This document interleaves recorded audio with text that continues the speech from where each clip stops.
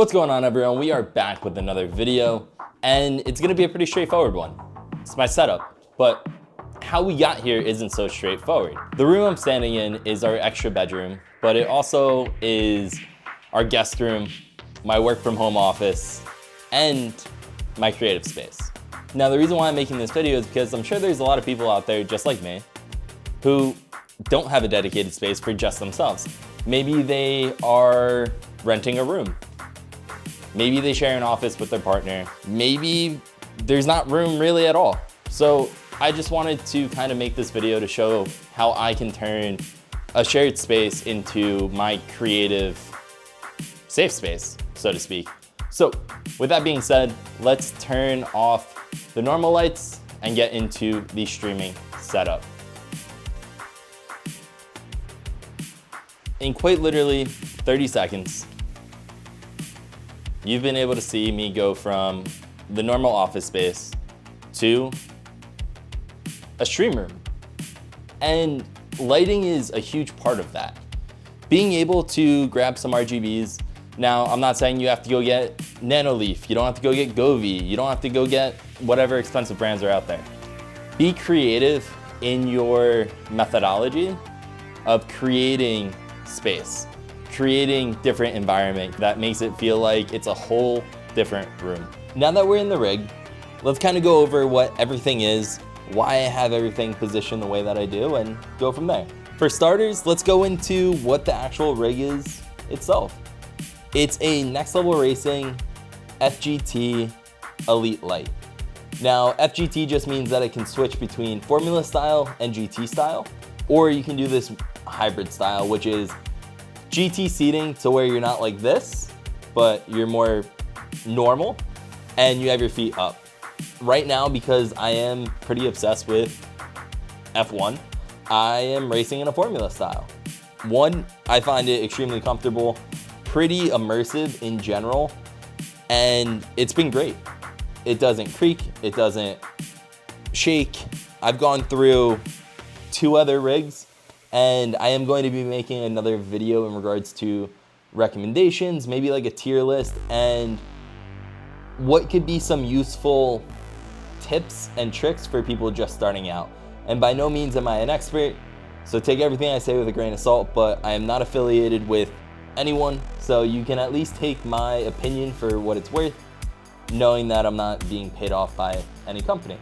With that being said, it is paired with a Next Level Racing ESR3 that I actually picked up before I even got this rig. I paired it with my other rig that I had. I'm not a small individual. I need a bigger seat, and the other seat that I had really was meant for teenagers. It was just the basic one that came with the rig off Amazon. It is paired with a custom-made TV mount. The reason being, I did custom instead of just buying the one for Next Level Racing. Cost. Sim racing is expensive, so if there are ways for you to save some money along the way and invest that saved money into better peripherals, highly recommend it.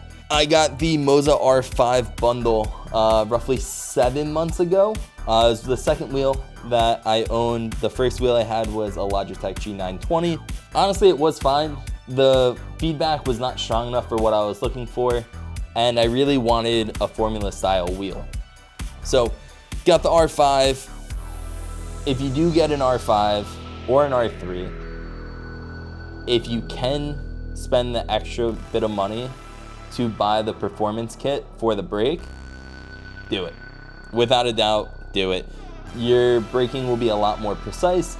It's not going to be as precise as, say, a load cell pedal, but for a basic pedal setup, it's been great. I originally had the ES wheel for the R5 that comes with it, which isn't really a given in sim racing.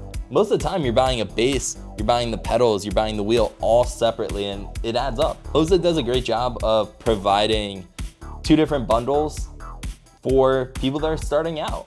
Around the holidays, I upgraded to the Moza KS wheel. And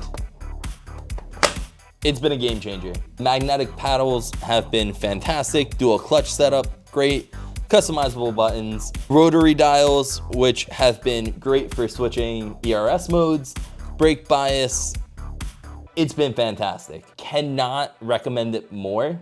It's probably the best value wheel out there. In regards to everything else, I'm running an AMD Ryzen 7 5800X.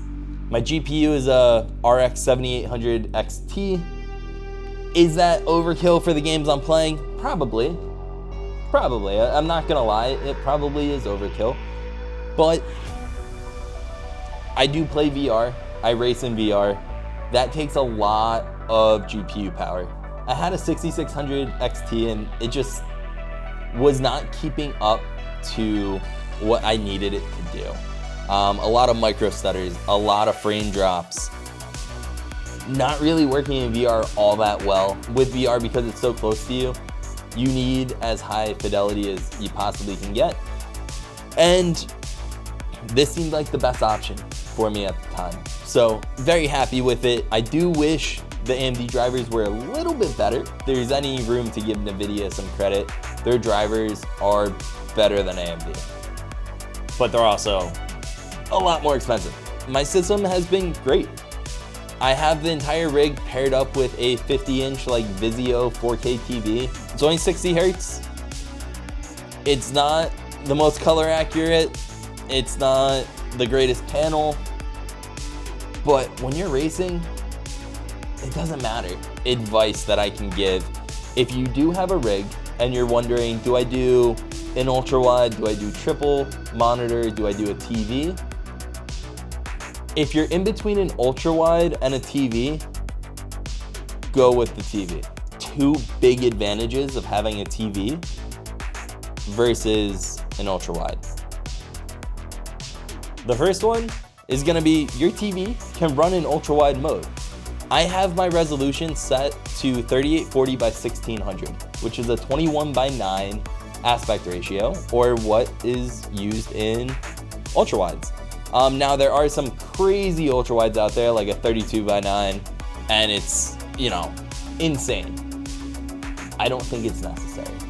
I personally don't. Now, I could be wrong if you're coming from a triple monitor setup to just a single ultra wide, maybe, but for the average person, a little overkill. So knowing that you can run your TV in an ultra wide mode and get the benefits of a larger field of view. Yes, you have black bars at the top and the bottom, but when you're sitting in the rig, you don't see those bars. You're only focused on what's going on the screen. And the other advantage is cost. This TV was $200. $200. Find me a 50-inch ultra wide for under $600, $700, $800, $900. Here's a perfect example why you should save the money on the ultra wide, get a TV, you can upgrade your peripherals. It's insane. And then the third advantage is it's a TV. Almost every TV is a smart TV now, which means that when you're not playing a game, put on YouTube, Netflix, Hulu, whatever streaming service you use, or you can just watch TV. If you have cable, if that's like a thing people still have. But then on top of it, say you want to just play Madden, FIFA, any other game. You have a full 4K TV. You're not limited to just the ultra wide.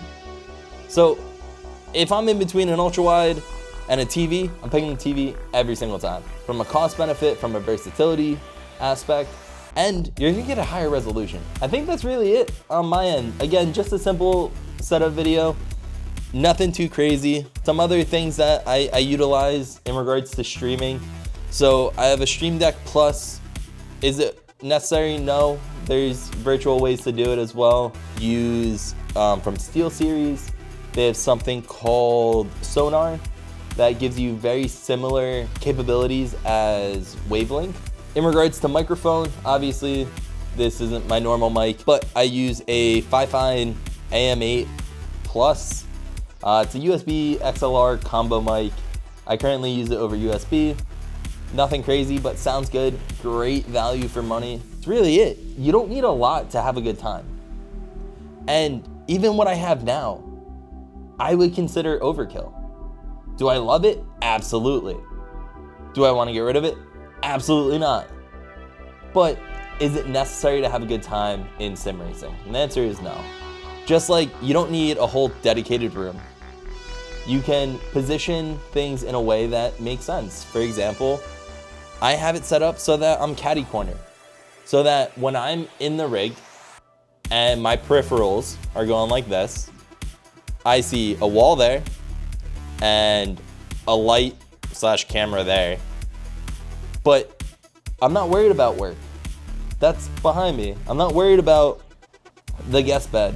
When I sit down in here, I am immersed. Be creative with your space and try to create some separation. I think it's important. Lighting is an easy way to do that. You can get cheap RGBs on Amazon, at Target, at Walmart, at Best Buy.